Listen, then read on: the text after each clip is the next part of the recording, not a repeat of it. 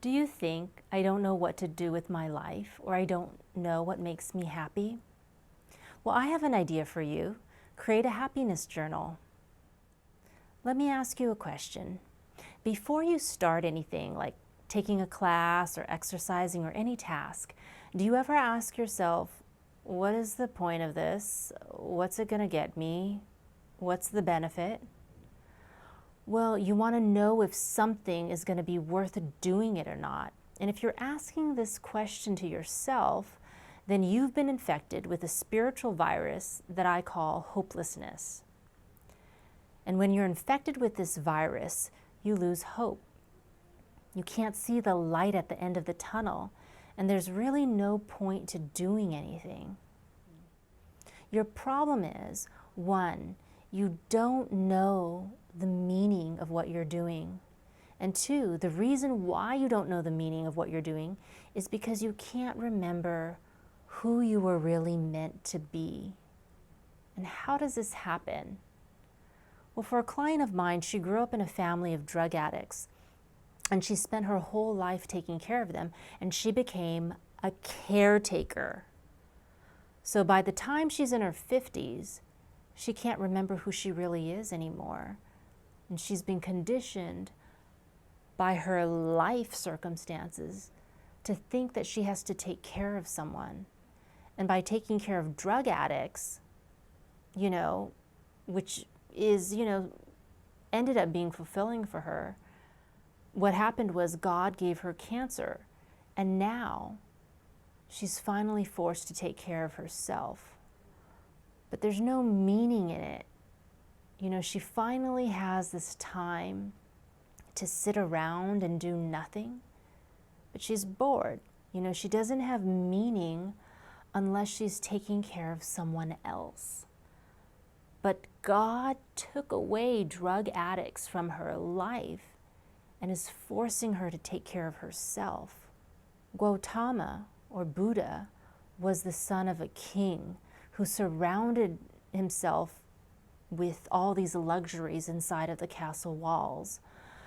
So the prince thought that that's what life was. It was sort of a series of endless happy events. But these external happinesses didn't bring him an internal happiness. So now my client has all the time and the money to enjoy these luxuries, but it's not making her happy. She's just going through the motions. And she's lost the meaning of her life, which is her happiness. She's lost her happiness, and nothing she does externally will make her happy on the inside. So, is this you?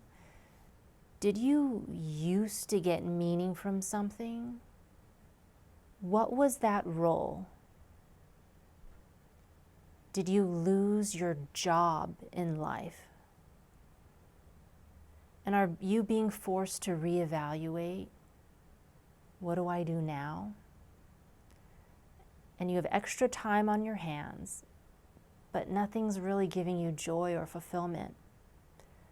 The problem is you can't remember who you really are. And here's the solution. You were not meant to be this role that you thought you were.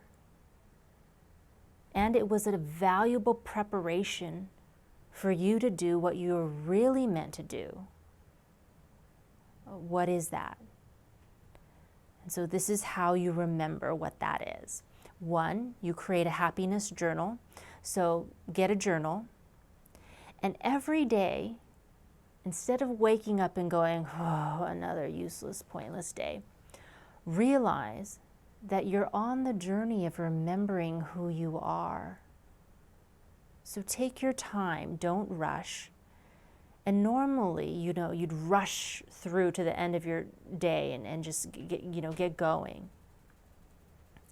You'd just like, let me do this, let me read this book or whatever, and I'll do all the stuff and the answer will come.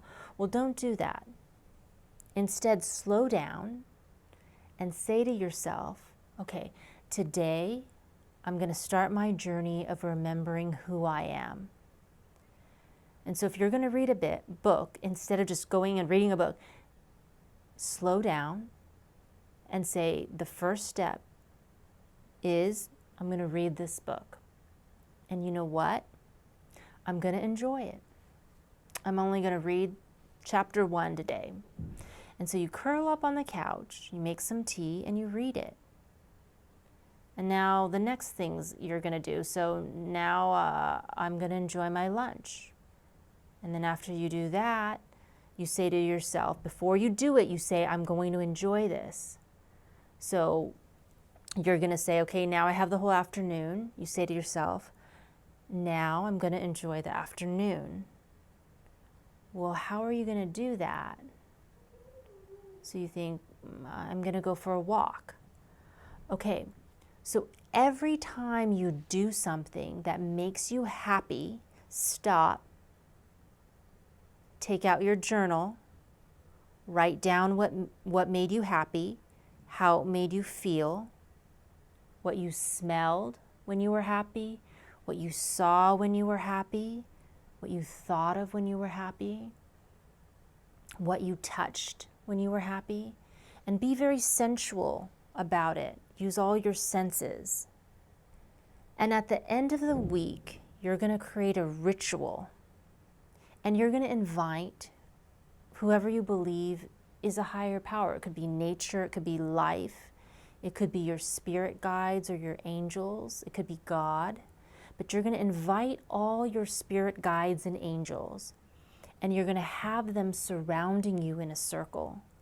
And I want you to light a candle and have some cookies and tea, so, like a nice blanket. Just create a nice space, maybe some flowers. And then you're going to read your list to them. And you're going to imagine them saying, hey, what did you do this week? And you're going to tell them, and you're going to read to them all of your happiness memories. And then you're going to say a prayer. You're going to pray to them or to the universe, to God, and you're going to say, next week, I'd like either more of this, double of that, some more of that. You're going to order up like a menu, like you order at a restaurant, some more happiness memories. And this is going to help you remember who you really are. It's like walking down the sidewalk and seeing a dollar bill. And you're saying, oh, you know what? It's only $1. But if you collected all the dollar bills on the sidewalk all week long, at the end of the week, you might have $50. And at the end of the month, you'd have $200. And at the end of the year, you'd have $2,400. So happiness is like drops of rain. You're just collecting little drops. But at the end of the day, you have a cup. And at the end of the week, a bucket. And at the end of the month, a bathtub. And at the end of the year, a swimming pool. And after a few years collecting all these drops, you have a stream that leads to the ocean of happiness, which is God. And you create a stream from you that sources back to God. And you do this through your happiness.